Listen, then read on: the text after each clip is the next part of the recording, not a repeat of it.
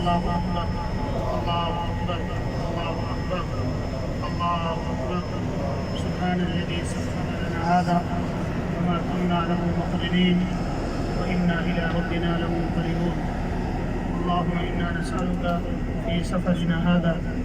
البر والتقوى ومن العمل ما ترضى اللهم هون علينا سفرنا هذا واطوي عنا بعدا اللهم أنت الصاحب في السفر والخليفة في الأهل اللهم إنا نعوذ بك من وعثاء السفر وكآبة المنظر وسوء المنقلب في المال والأهل. اس طرح سے آپ حضرات جو ہے یہاں سے چل رہے ہیں،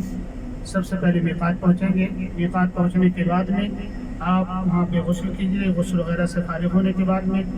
مردوں کے لیے اگر خوشبو میسر ہے تو خوشبو کا استعمال کریں. پھر اس کے بعد میں بس کے اندر آئے اور پھر تلبیہ پڑھنا اللہم لبیک عمرہ. پھر تلبیہ پڑھنا شروع کر دیں لبیک اللہم لبیک لبیک لا شریک لک لبیک ان الحمد والنعمت لک والملک لا شریک لک. یہ تلبیہ کی کلمات ہیں جن کے اندر میرے بھائیو اور دوستو اللہ رب العالمین نے اپنی وحدانیت کو بیان کیا ہے،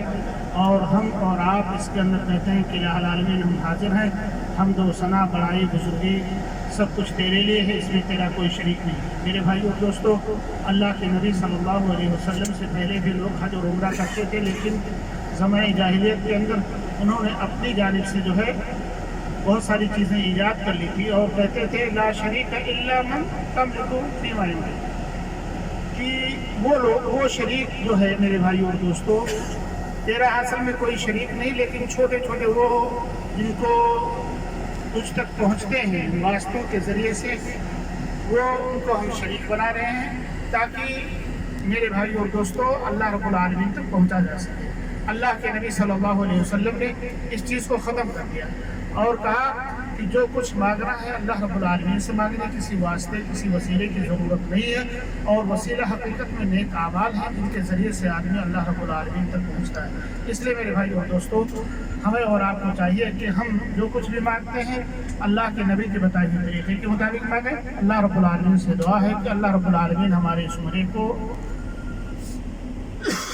قبول فرمائے اور اس کے بدلے میں ہم سب کو جنت الفردوس میں جگہ دے. آمین یا رب العالمین.